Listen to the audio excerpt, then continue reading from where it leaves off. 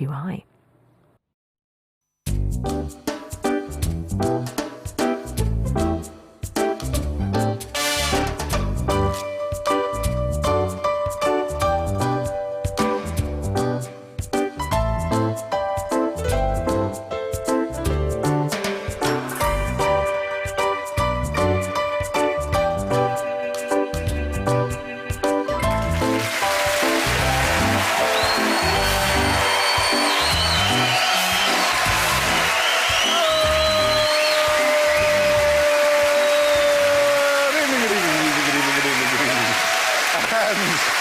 Welcome to QI, where tonight our topic is journeys. And let's see who's in the arrivals hall today. All the way up from down under, it's Cal Wilson. The only way here is from Essex, Phil Jupitus.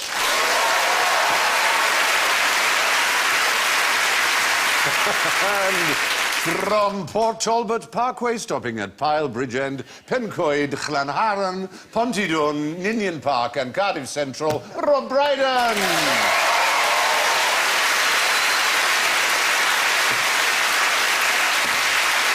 And bearing the label Not Wanted on Voyage, Alan Davis.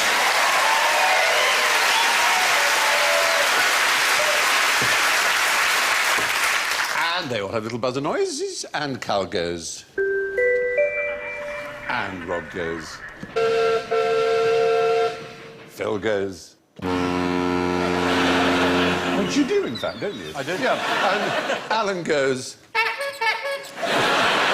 That's your chosen mode of transport. Well, we've travelled a lot, Alan, and one of the places we travelled to a few months ago was Australia, and that's where we found Cal, who is New Zealand's perhaps greatest stand-up comedian and works mostly in Melbourne now, don't you? Yes, I do. I've got the Antipodes covered. Yeah.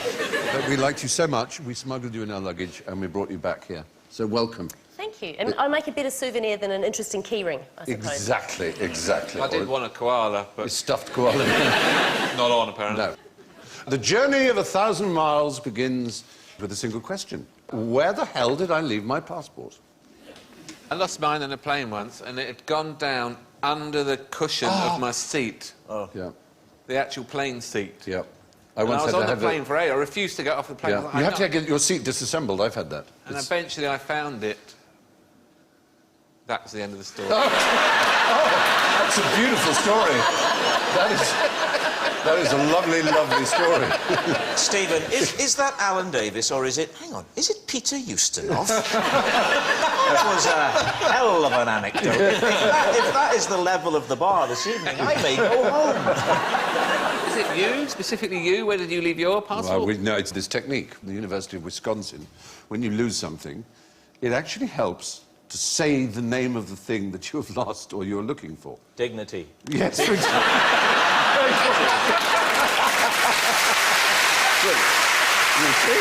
Exactly. For me, that would make it worse.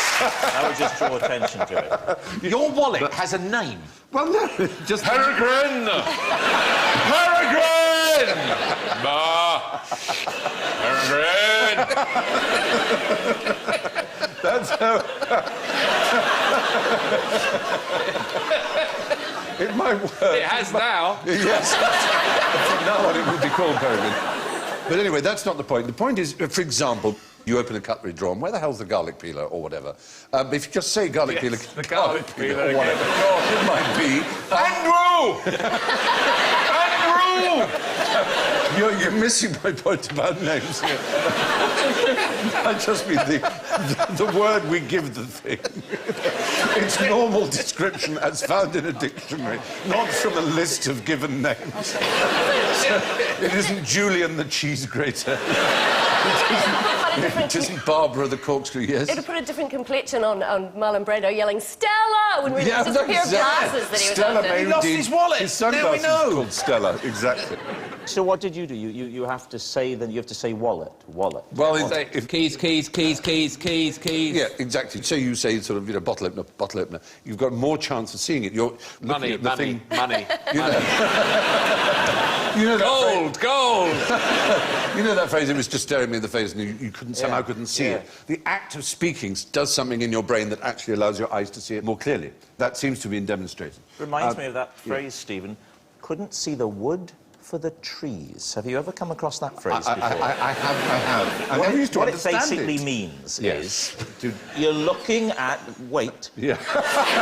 You're looking for wood. Yes, yeah. Not the way you might. Not in that sense. You're looking for wood. Yeah. And you're looking at trees. Yes. So you are, in essence, looking at wood. They're wood, aren't they? But you're... I've got it, Alan. But you're seeing trees, so you can't see the wood for the trees. And I think, in a funny old way, it's a little bit like what you're talking about, isn't it? Almost exactly not. Yeah. But, it's nice you brought that up. It's a good... Now, the other thing, before I finish, the other thing I'd like to bring up is this whole business now with passports. They don't like you to smile in the photograph. Oh, no. When I grew up, a smile was almost mandatory. Grin. Like if you're... Yep. But now you have to look like you're suspected of having done something. I look like a Russian prison guard in my passport photo. I can see that. I can see that. Absolutely. Hatchet-faced Silesian fishman. Yeah. Every single photo me booth I get into appears to be set on paedophile. Try and recreate that look for us now, could you? No, right, for a kick-off, what you have to do in a photo me booth is they don't let you wear glasses either. And also, because the camera lens is behind the mirror and you don't know where it really is, you're always looking slightly off... oh, that's true. So, is it down... So, OK, this is the look. Stay away from my children. It gets you out of a lot of babysitting duties, though, doesn't it? Let's be honest. But our passports would probably look quite good together, because you're the paedophile and I'm the prison guard. Wow. Yeah, what we a should pair. travel together. Yes. I'm with my Kiwi handler. Do Kiwis have handlers? They're not very good for Are they eating. edible? We're not allowed to eat them. Like swans. I mean, the Queen's allowed them. Is the Queen allowed kiwis? I don't think she is. I mean, can she just eat anything she wants because she's the Queen? I wouldn't be the one to tell her not to. But I imagine not. No. Stop eating that kiwi, you dreadful old woman. I imagine that you'd be a bit more polite. Yes, you are exactly. Stephen Fry off the telly. You don't have to do the dreadful... No, I could just... No, but it would be a dreadful thing to do. You'd say, stop eating that kiwi, ma'am, and jam. Exactly. Your Majesty, put the puffin down. Let's just have a load of situations where we're telling the Queen to stop eating things. That sounds like a children's game. We now have a round of Your Majesty, put the puffin down. Right. You're the Queen, so 1, 2, 3. Your Majesty, put the puffin down. Yes, very good.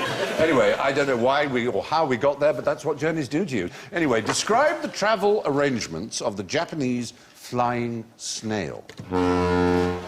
Where is it going? It probably won't travel more than 11 miles, but very fast. Does it drop? Yes, Is but... it a fall? Yeah, but how would it get up? They haven't got wings, have they, see? No, they haven't. Flying. They so haven't got wings. But we haven't got wings and we fly. How do we do it? No, in an aeroplane. We get in an aeroplane. We get in some... I got the answer We get to in a this. conveyance that flies. They hop on a bird or a creature with wings. Yes. A bird. Yeah. They hop... Could have been a bat. Could have been a bat. Yeah. Could have been a bat or a bird. Yeah, Or a strange hybrid of bird-bat. They hop onto a creature with the ability to fly. But 11 miles, that's very, very high. It's not the height, it's not the altitude, never mind. They travel... I've still got it in my head that they're dropping 11 miles. No. It's not a voluntary act. They get eaten by birds. There are 2 types of birds. On the little island of Hahajima. Hahajima, it's one of the Agasawara Islands, south of Japan, as you can see. And there is the Japanese white-eye and the brown-eyed bulbul, which are 2 types of bird. There they are. Yeah. And they eat this particular snail. Yeah. And about 15% of them survive the process and are excreted out alive. And so they're kind of spreading their Is this to their scale? genes further around, yeah. Because that seems unlikely. No, it's not. That would be a seriously weighed down... That snail would eat that bird. I'd back the snail. Is the bird on the left Is that a white ring round its eye, or is it just excreted a full-size snail? Whoa! It can be up to between 30 minutes or 2 hours later that it passes through the bird system, as it were, and the bird can fly at about 11 miles per hour. So is the snail doing some of the work to pass through that quickly? Like, is it trundling towards the exit of the bird as well? It's the normal peristaltic action of the digestive system of the bird is pushing it through its crop, through down into its tummy and then out of its little Does bitty the body. snail go into his own shell, by which I don't mean get a little self-conscious? does he retreat into his I shell should imagine he to would. take shelter? I should imagine he would. Don't they pick them out of the shell anyway? Don't they get in the...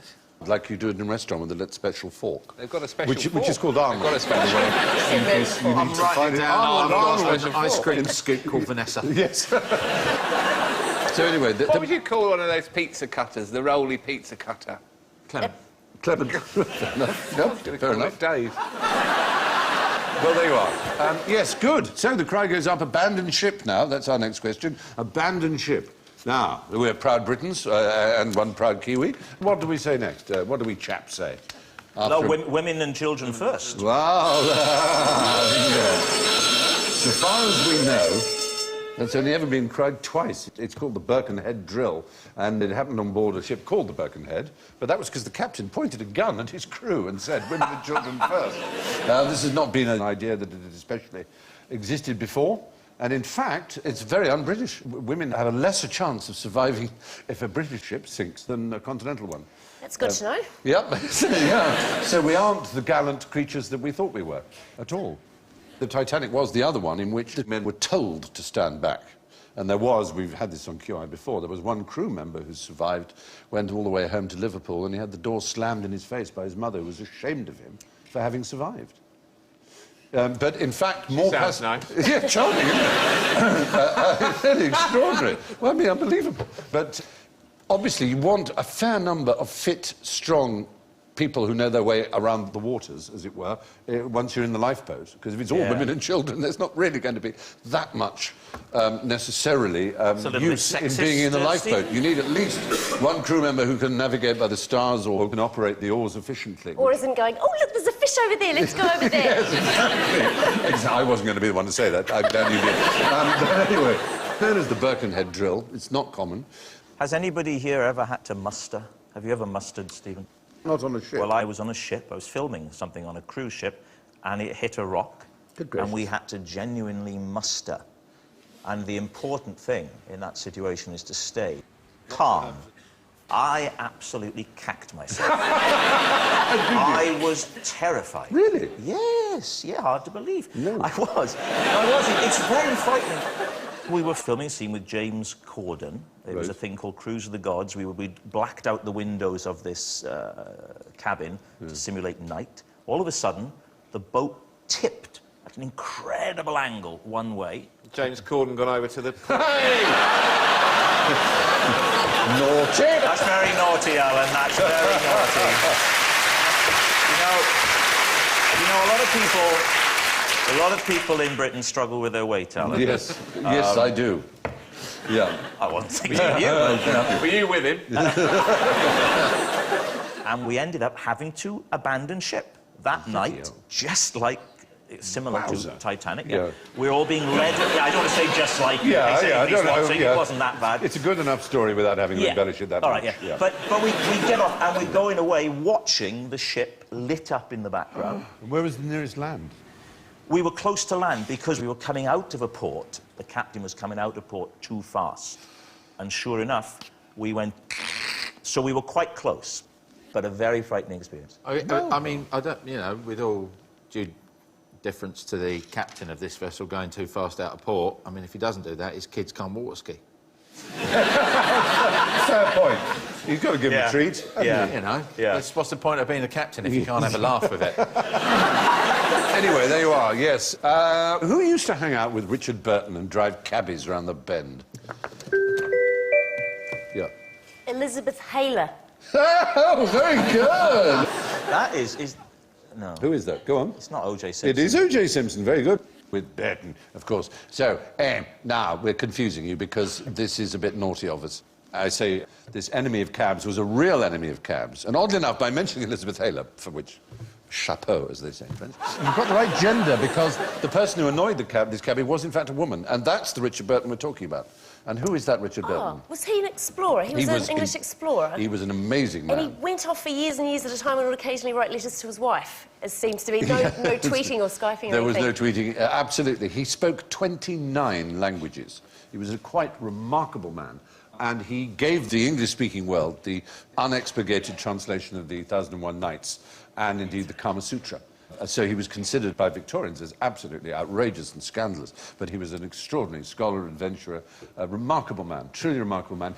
But he had a friend called Mrs. Prodgers, who I assume must have been, that sounds like a Welsh surname, presumably Prodgers. Is it Prodgers? Is it a name you've come across before? No, It's a new one on me, I have to say. I've never heard Prodgers. Prodgers. Nice name, Mrs. Prodgers. Mrs. Prodgers came in yesterday. Oh. What did she want? Well, she wouldn't say. She was looking for you.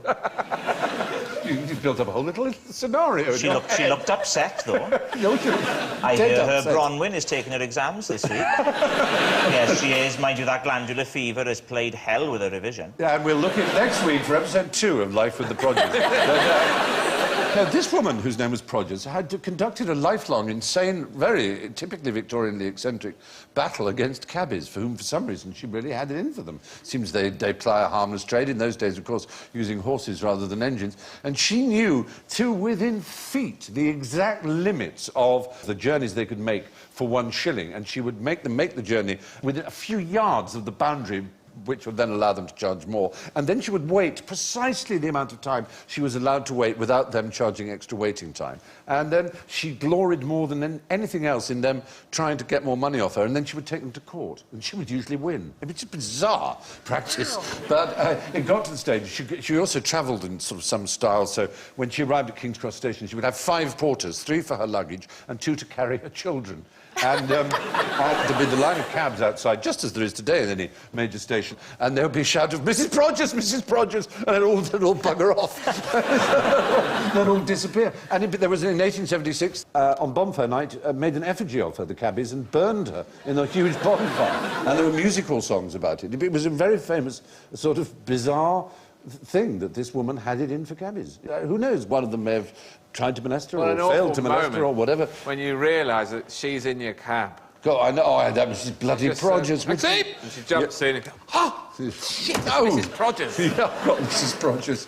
Very extraordinary. Anyway, but for some reason, she was very friendly with Richard Burton, and he helped her and gave her advice. And considering he was, as you rightly say, not considered a particularly gallant man, as far as his wife was concerned, he was away a lot. He was always very helpful and kind to her, and the rest of the family never understood it because he was usually rather short-tempered with them. They couldn't understand. It's a standing joke that his regard for Mrs. Prodgers. She wasn't his alter ego. Wasn't like his... No, I don't think He'd dress up as Mrs. That's Prodgers. interesting. Were they ever seen together in the same room? Because he goes off exploring thousands and thousands of miles, but as Mrs. Prodgers, he only goes about 20 centimetres at a time. Interesting thought, isn't it? I got into a taxi once in London, and the taxi driver saw me in the mirror, and he went, "Oh, hello, mate. Can I say we do enjoy the wife and I watching you." And I thought, oh, this is going to be lovely. And he started telling me what he liked, but he was mistaking me for Ben Miller. Yeah, I love him do that. Yeah. I know. And he started listing lots of Ben's admirable I like projects. that, primeval. Yeah, and he said, "That worst week of my life." I mean, so I just played along. I said, "Oh, thank you very much." And then he actually said, "I'll tell you what, you must get confused for. is that Welsh one? Is that awful, man?" And I said, "Oh, Rob Brydon." He said, "Yeah." I said, "Oh, he's good." I said, "I think he's fantastic." And he said, "What, him, the Welsh one?" "I think he's a twat."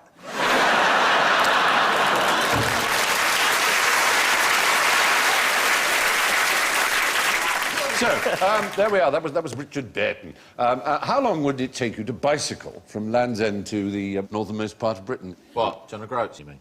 Oh! Wasn't it? No, ask clear, well-defined questions. We just like to make you say You can't buzz me on chit-chat. no, that's the point, really. It's not the northernmost part of Britain. Is it not? No, surprisingly. It sort of advertises itself as such, and it has a little hut. That's the last house in Scotland in John O'Groats. Oh, there's one of those boys in calipers with a slot in his box. I haven't seen one of those for A long years. time ago. I know. There's always one of those on the high street when I was a kid. Well, it used to be called the Spastic Society. It's now Scope, I think, isn't You it? put a penny in and he was still there the next week. Did you put the penny in to make him go away? So I thought it would get him better. Poor lad. Oh, bless. You look at him there, he's obviously on his holidays there. I used to like those ones where you put the penny in and it just rolled round and round and round and round and round. We had a still guide around. dog, he put they the still penny in those? his head. We had a lifeboat one, when they put the penny in and the That's right. lifeboat came out. Yeah, I like always that. putting There's a- pennies in things. There's a brilliant model of Queen Victoria's dog in Sydney outside the Queen Victoria building, and it's like a, you know, you put a donation, but it talks. So it's a little, like, Highland Terrier, and it says in very beautiful newsreader tones, "During my lifetime, because of my good deeds, after my death, I was granted the power of speech." Like this, and then it goes, "If you put a coin in the box, I will say thank you." And then it pauses, and then it goes, "Thank you." Woof. That lad said nothing to me. Not a word. Every week I put something in his box. Which do you put it in the box, or is it his head, Put it in or his, is it? It's got a slot in his box. He might have 2 slots. Some of them would have 2 slots. 2 slots in their box, yeah. Women have... No, stop. I never said that. I resign. Yeah, it's quite absolutely We've established shameful. this is not your area. He looks, Yeah, exactly. It's like you're talking about Narnia or something. It's a fantastical land you've only heard about. Exactly. you make your way right. through the fur coats and suddenly...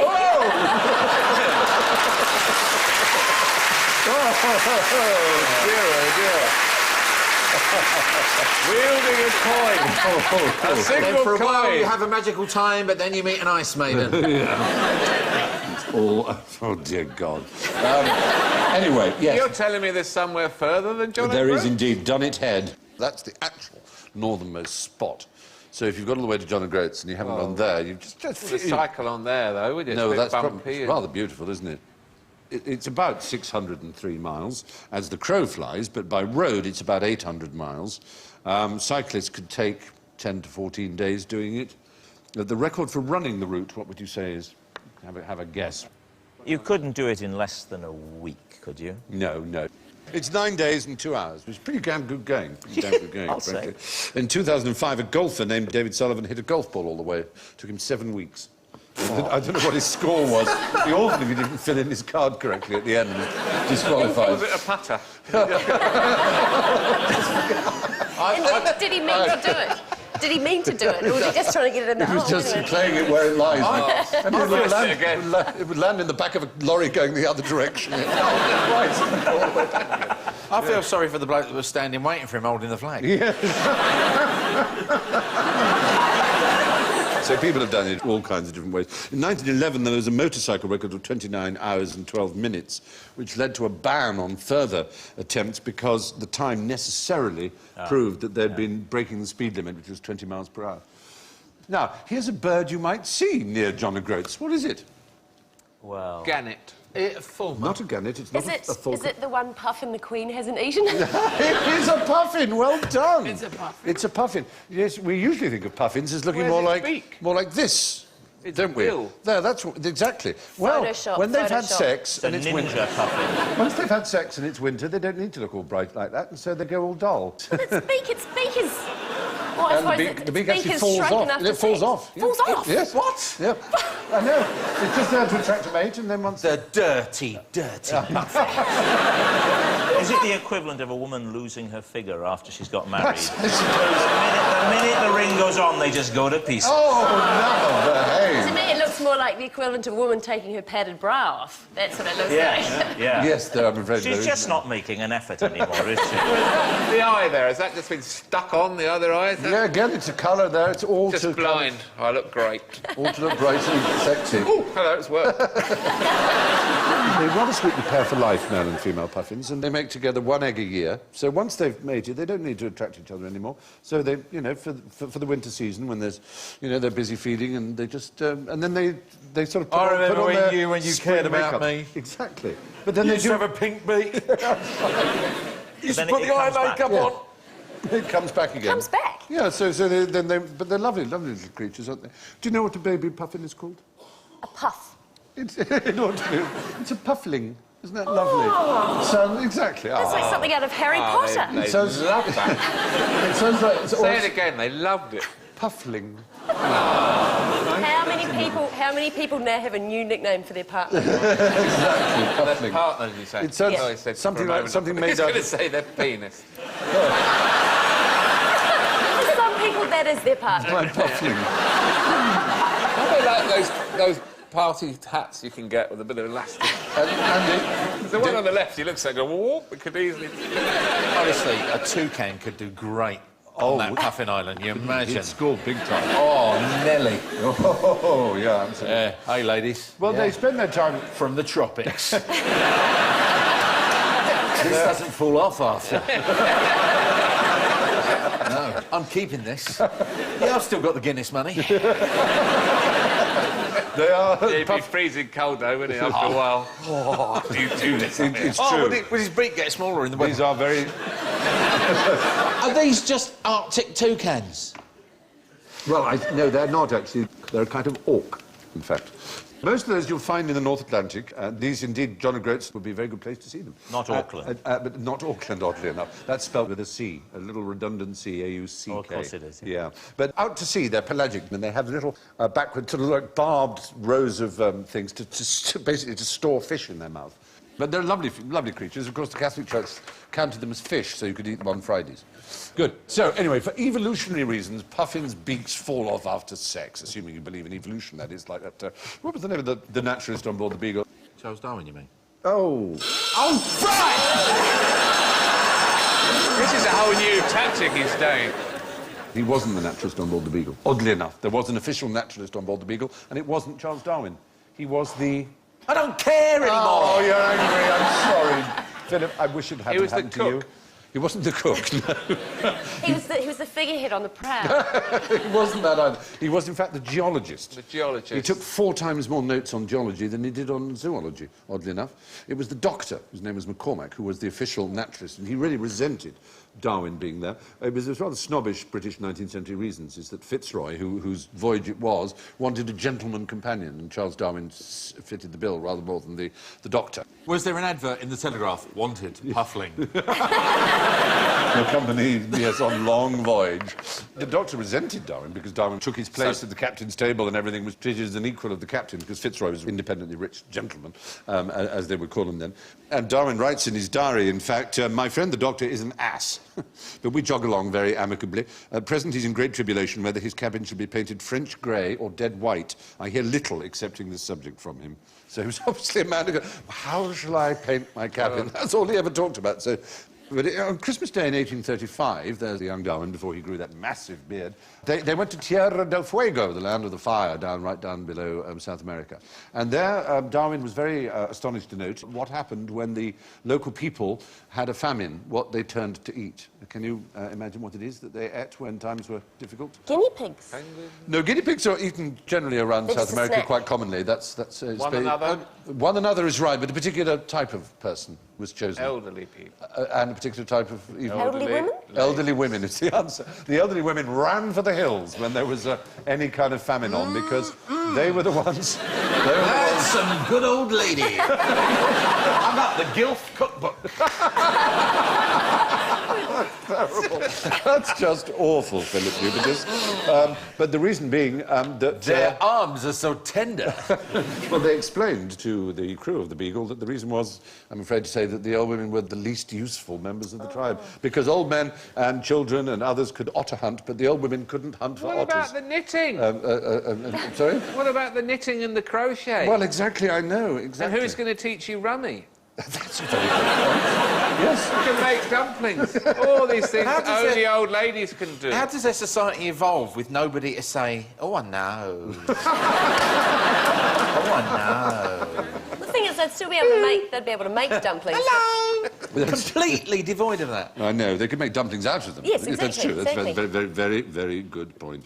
Anyway, there we are. So that's one of the exciting things that Charles Darwin, who was not the naturalist on board the Beagle, discovered. So we travelled to a more exotic place where they had jackal-headed gods. Where would I be? Egypt. Nabbit. You didn't quite say that, Sorry, did you you? phrased that correctly. What? Egypt, you mean? Oh, thank you. That's very kind of you, exactly. Not Egypt, in fact. Those have been known as jackal-headed god. That particular god, extra points if you know that. Anubis. Well done. Anubis is the right answer. Anubis, who was... Do you know what the duty of Anubis was? Something to do with death, didn't he? Yes. Guide you into the He conducted spirit you world. into... Yeah, Yes. brilliant. Another 5 points, I think. There's a rather wonderful technical name for a god that guides you into the underworld, like Mercury, who guided you as far as the river Styx, and that's a psychopomp. Is that a good word? Psychopomp. A psychopomp. Sounds like something you'd find in a medical examination, doesn't Yes, it? I'm yes. sorry, Mrs. Wilson, you've got psychopomps. It may be benign. They may You're be gonna have to malignant. operate. A malignant psychopomp you wouldn't want. But in fact, what has been discovered, and this is you won't find this on Egyptological websites where they'll continue to call Anubis and other Egyptian deities jackal-headed, but the animals that existed at the time of ancient Egypt were, we now know from DNA, wolves, not jackals. So it seems from a zoological point of view, if not from an Egyptological point of view, they are in fact wolf-headed, not jackal-headed. You heard it here first. Very recent discovery. So that's exciting, isn't it? But now we come to a very special part of the programme here. In this series, we're occasionally featuring theories which are interesting, but which we don't necessarily believe, 100% at least. We call them dubious theories. A dubious theory from Stephen Fry. Yeah, thank you. Yes, the years between 614 and 911 AD didn't exist. The Holy Roman Emperor Otto III got his chroniclers to fake nearly 300 years of history. So there was no such person as Charlemagne, and we're currently actually living in the year 1715 AD. This is called the phantom time hypothesis. Is it dubious? Look it up on phantomschmantom.com and decide for yourself. That's like the earliest version of Wikipedia then, isn't it? Like someone's just gone in and changed the pages to make it... The theory is that this emperor wanted to be on the throne in the year 1000 AD. But in fact, it was only 700 AD. So he basically got the chroniclers to pretend that this 300 years existed. There was one Herbert Illich who started this argument in 1990. And his evidence is the apparent stagnation in the development of architecture, ceramics, and thought at this time, which is, after all, the beginning of the age that is known as the Dark Ages. And there's very little archaeological evidence which can be reliably dated to this period. There's a very limited number of written sources which could be faked or just wrong. I know it's just mad, but anyway, there are a range of achievements that are given to Charlemagne that make you think that he must have been a mythical creature rather than a real one. His size, his warrior, his scholarship, his inventions, his brilliance, and so on. Anyway, it's worth looking up, and you can decide for yourself whether or not it is true. But it's an amazing thought that this could be the year 1715. In which case, I'm all for it. we're going to have a Jacobite rebellion any minute. There you go. So, there we are. So, as I say, look it up in phantomschmantom.com. So, now, name 2 interesting things you can do with a coconut in Hawaii. They've got different coconuts in Hawaii from other places? It's a very touristy thing that is frowned upon by the officials who do nonetheless do it. It's thousands of these are done every year, so... Is it some kind of like, you know, you throw them from a moving vehicle? You use it as a postcard. Postcard. Yeah.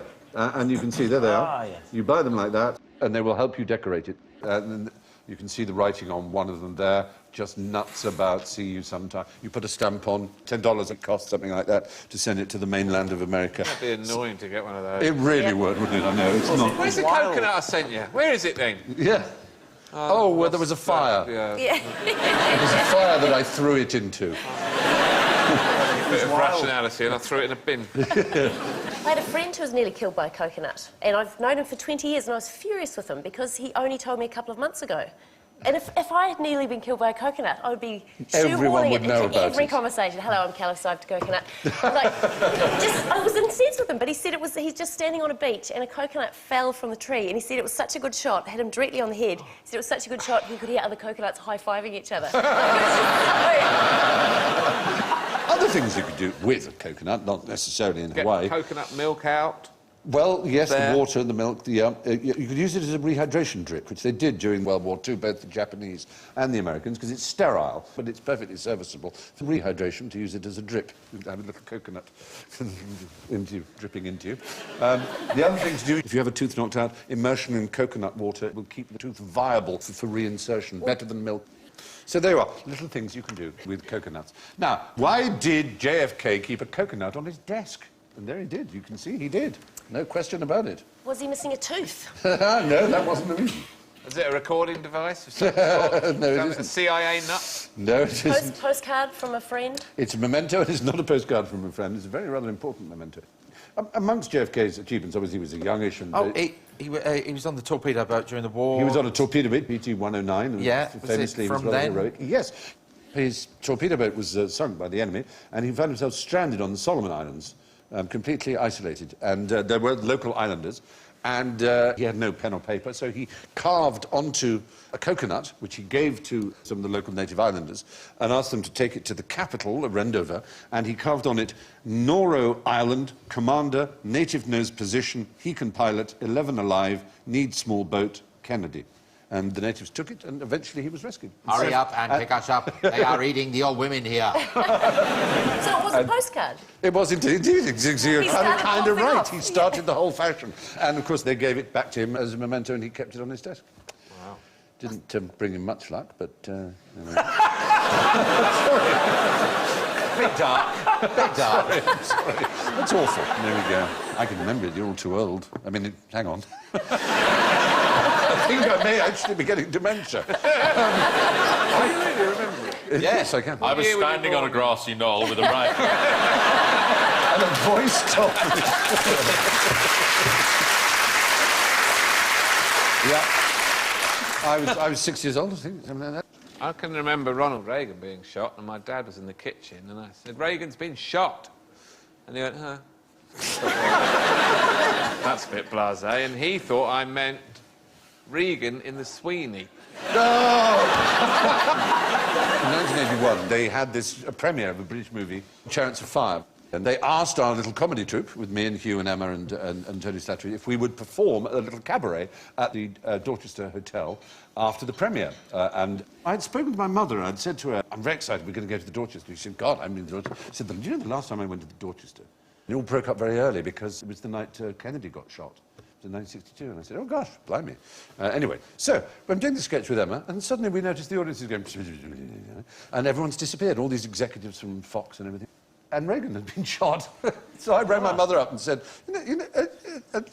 what happened? She said, no member of this family is ever allowed to go to the Dorchester again. It's not safe for Western democracy. Which is why during W. Bush's administration, Stephen dined in the Dorchester.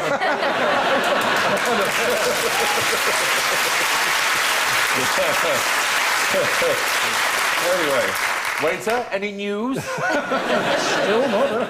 Dear me. Still, which travel organisation includes a mandatory fee for the repatriation of your corpse? The AA, Thomas Cook. No, this is a very particular event that you can subscribe to, which and they sort out your travel and your participation in this event, but included in it is a fee for the repatriation of your corpse. It's not expected you'll die, but there's a chance. It's not running the bulls at Pamplona, is it? No, it's not the Bulls of Pamplona. I was going to say dining with you at the Dorchester. No, dying the Dorchester might do it, exactly. It's not one of these Iron Man races, It's is it? that sort of a thing. It's an incredibly difficult marathon. It's called the Marathon des Sables, which your French will tell you means... Marathon of the Sable. These little black furry creatures in... Yes, sand is sable in French. Oh, sable, sorry. Sable, yes.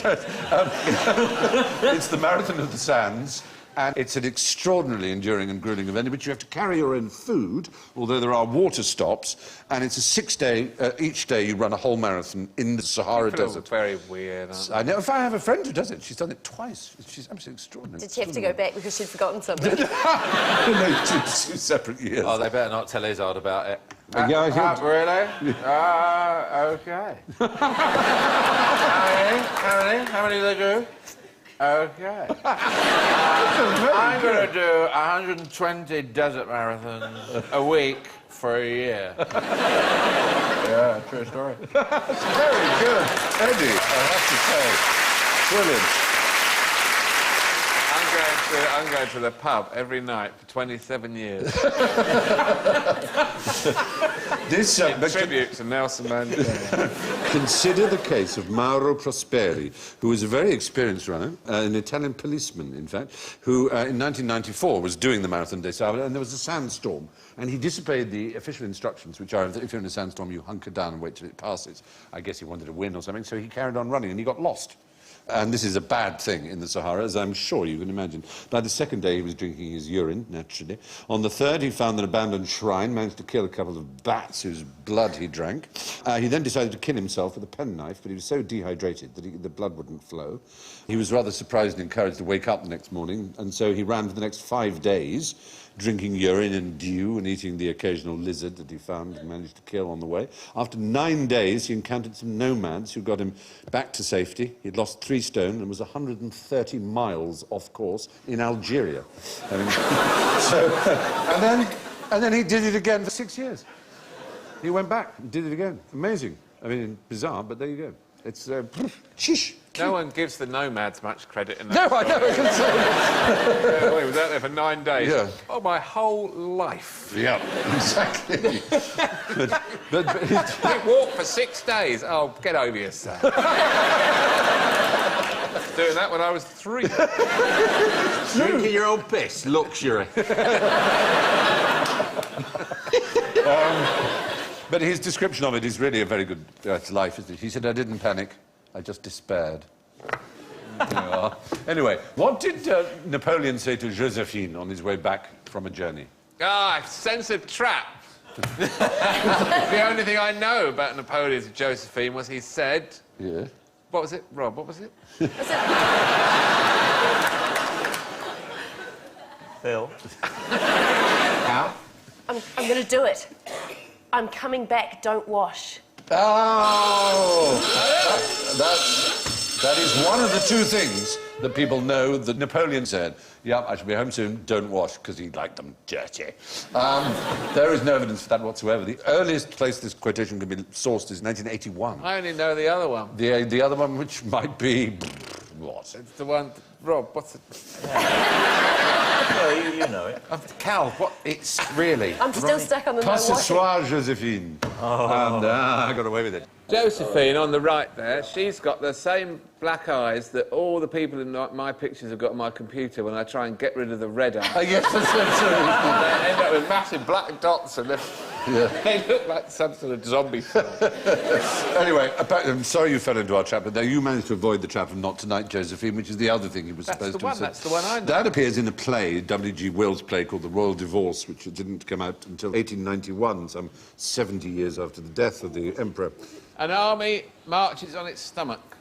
Yes, well, indeed, yes. Did he say that? Unlikely to have said that to Josephine, but he might have done. I think he made it more as a sort of, you know, a point about logistics. Maybe he discussed all sorts of battle stuff. He might have done. He said, I prefer a lucky general to a skilled one, he said as well. So we don't really know anything particular that Josephine and Napoleon might have said to each other. But we do know one thing.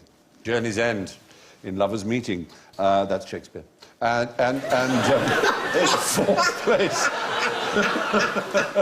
in 4th place, we have, I'm sorry to say, but he did fall into some of our honey traps rather cumbrously.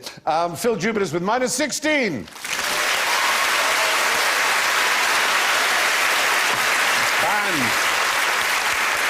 And our little kiwi fruit is 3rd with -8. Cal Wilson.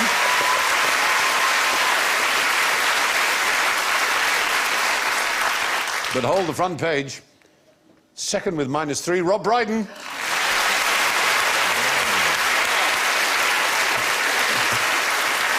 With an astonishing +4, Alan Davies is the winner! Whoa!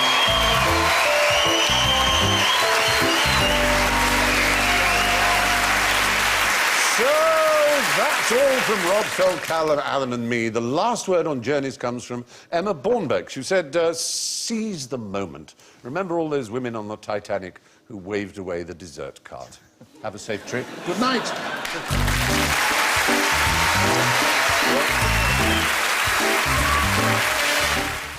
More quizzing here on BBC HD all this week with Eggheads back on Monday at 6. But next this evening, stay with us for all new comedy with The Thick of It.